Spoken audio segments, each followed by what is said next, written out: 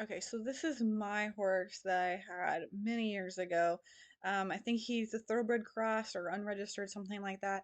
And I did a whole series on with him with using negative reinforcement. So I'm gonna kind of break down all the things that I was doing with him. Like in this lesson, we're gonna be desensitizing to rope, and again critique what I was doing at the time, his body language, kind of how he feels about it. You saw the round penning video first with a different horse because that horse when I was working with that one, we had access to round pen. Now that I have him, I'm in a different place and we just don't have that. So that's why the horse changed. Also, there's going to be some text up on the screen. Just ignore that. I couldn't get out when I was videoing it. I'm not making this a how to do negative reinforcement training at all. I'm critiquing my old videos. So I just want to make sure that that's clear. I just could not get it out. So you can just completely ignore the text itself. So I'm going to start working with Winslow. I have just gotten him, and this is all brand new stuff with him. So I'm going to start desensitizing him with the lead rope. So I'm kind of showing him like how to hold it and stuff like that. So you can kind of, keep control of the horse because he's not going to love what I'm going to do to him here soon. So again, he's kind of looking away. He's kind of like, not super sure. He's kind of looking to the gate, which is down here to the right of the screen. Now he's backing up there. He turns. So I free stream miss. He's going to try to go toward the gate because he's afraid. He's going to try to go to a place of safety. So, and now turning didn't work, so he's going to try backing up. So again, all avoidance behaviors. Now he's going to back up some more, and then he's going to go off here around me because again, he's trying to go to the right of the screen where the gate is.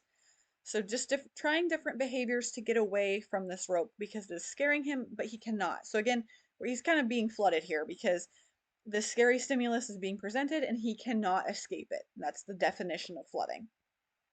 So now he's trying to trot away, he's trying to maybe side pass, he's again trying back up, and the whole time you can see we're going to the gate because that's going to represent where he can get to comfort and where he can get to safety. He wants to go near his herd, to his stall. Those are places of safety. That's where he's going. So now you can see I've gone and he's actually, I think, stopped here. Yeah, he stopped here, so I stopped desensitizing. But I want to make it very clear that he was going to the gate because he was scared and was like, I do not like this at all. And you could tell that in his body language. His neck was up, his body was very tense, his ears were back. I mean, it's a little dark, but his nostrils were flared, the eyes are open a lot. I mean, you can see it just him backing up, moving away.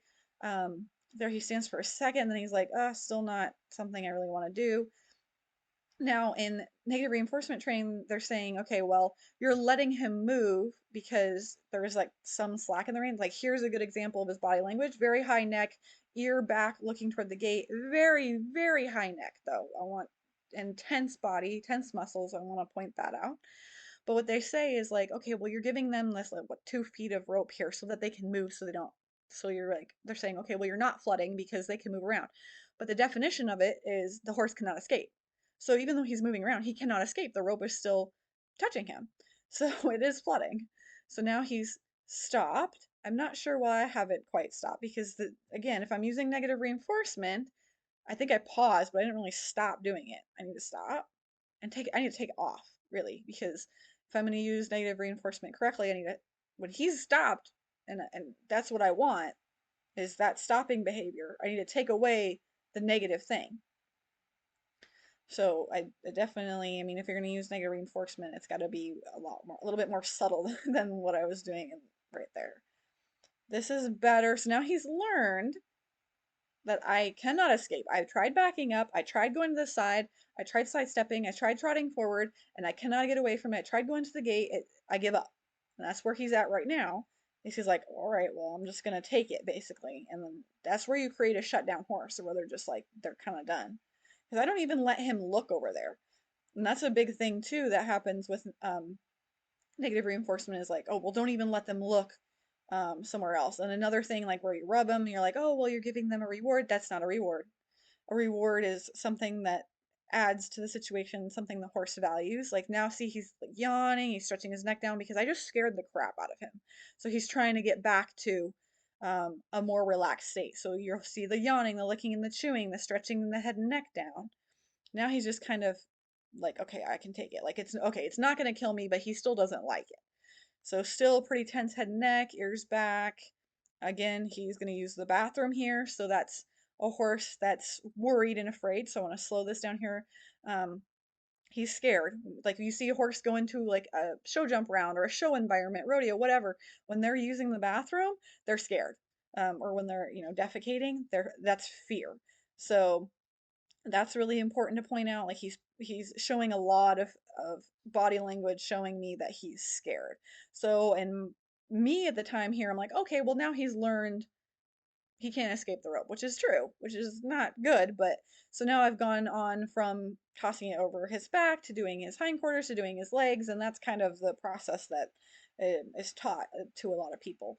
Again, you can see him looking over here. He's like, I'd like to go over here, looking or not. He's looking and he's got his ears tipped back, so he's just kind of like lights are on and no one's home. He's like, I'm looking over here. This isn't happening. He's kind of shutting down a little bit. So that's kind of a good example of seeing this. And really, it doesn't look like a whole lot, because this is pretty normalized in the horse world. So I do want to. This was a good series to point that out. I don't feel great that I did this with Winslow, but I did, and now I've learned and we've done better. And now it's a good learning tool to teach others that there's a better way to do things. So then I'm going to do the same thing on the other side. Thing about this that I want to talk about was there's a lot of myths over there where they're like, okay, well, horses have like two different sides to their brain. That's not true.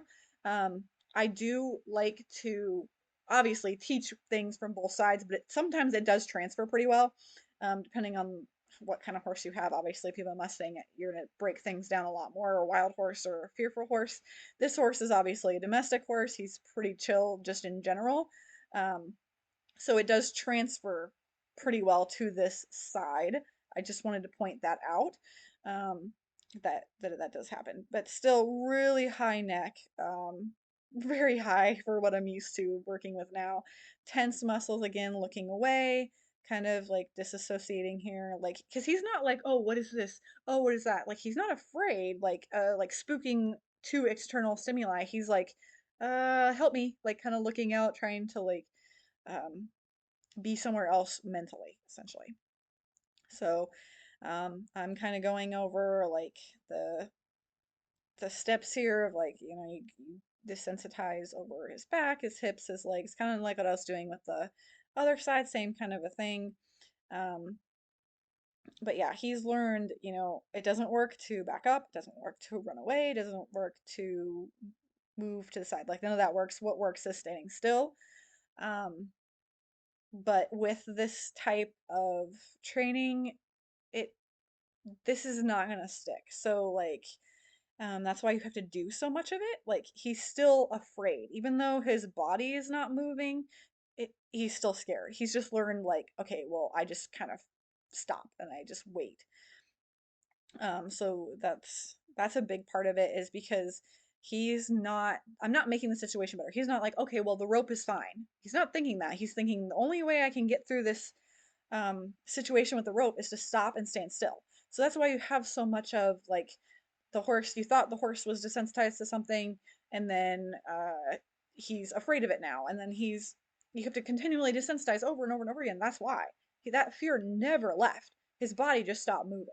And with a lot of negative reinforcements training, people will like trainers will say, well, he's fine now, he stopped moving, but that's not what's going on. He's just, see, again, mentally he's moved his head to the left where he lives, right over here in the left side of your screen, many times, and I've just jerked his head back. So I don't advocate for doing that either, but again, at the time, that's what I thought you were supposed to do. See, again, turning his head, he's trying to like look like, oh, I'd like to go over here.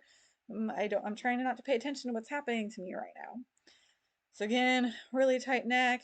Unfortunately, the video quality is not great, and we can't really see his face, his nose, his muzzle, stuff like that. But overall, like, it's a good video of what not to do.